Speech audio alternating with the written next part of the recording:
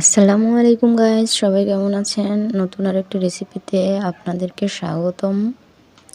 তো দেখুন আমি কি করে ধানের আটা দিয়ে সুন্দর সুন্দর ফল পিঠা তৈরি করছি। পুরো ভিডিওটি আমার চ্যানেলেই পেয়ে যাবেন। পুরো ভিডিওটি দেখার জন্য আমার চ্যানেলটি ভিজিট করুন। ভালো লাগলে লাইক কমেন্ট শেয়ার করে দেবেন।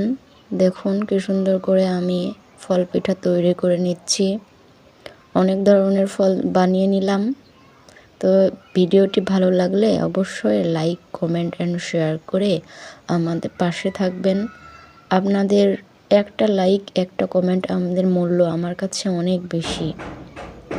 লাইক কমেন্ট পেলে আমার ভিডিও করার আগ্রহটা আরও বাড়ে। নতুন নতুন ভিডিও পেতে আমার চ্যানেলের সাথেই থাকবেন, আমার পাশেই থাকবেন। আজকের মতো আল্লাহ হাফেজ।